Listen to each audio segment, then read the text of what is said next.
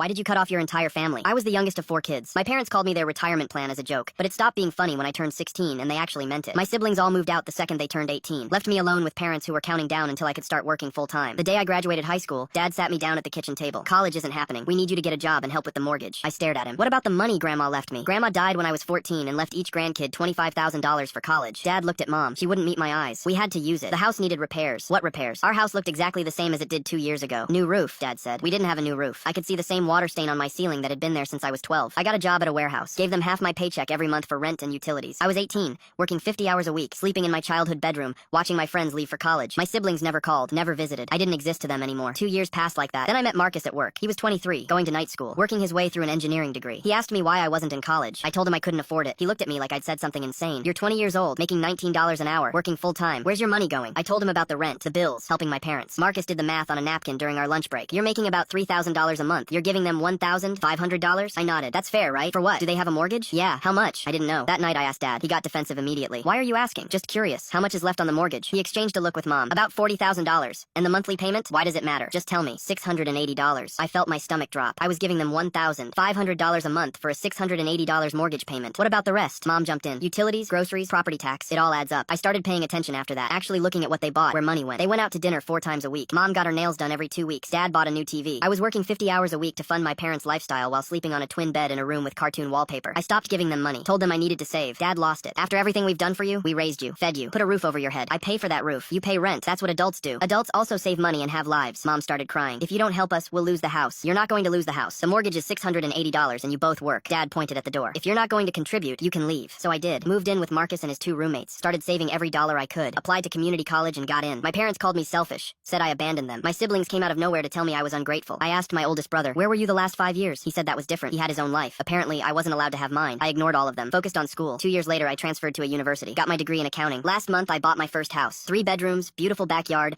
everything I wanted. I posted a photo on social media because I was proud. My mom called an hour later. We're so happy for you. Her voice was too sweet. This is perfect timing, actually. Dad and I need to talk to you about something. I already knew where this was going. We're having trouble with the mortgage again. We're 3 months behind. We might lose the house. I let the silence stretch. I was thinking, Mom continued, you have that extra bedroom. We could move in with you temporarily, just until we get back on our feet. I laughed. Actually laughed. No. What do you mean, no? I mean, no. You're not moving into my house. We're your parents. We raised you. You didn't raise me. You used me. Dad grabbed the phone. You owe us. We could have kicked you out at 18, but we let you stay. Let me stay? You charged me $1,500 a month to sleep in my childhood bedroom while you spent my college fund on dinners and manicures. That money was for emergencies. What emergency? The emergency new TV? The emergency vacation to Florida? He hung up. My siblings started texting, calling me cruel, heartless, said family helps family. I blocked every single one of them. My parents lost the house 4 months later. I heard through a mutual friend they're renting a small apartment now. They tried showing up at my house last week. I didn't answer the door. They left a note saying I'd regret this. I don't regret a single thing.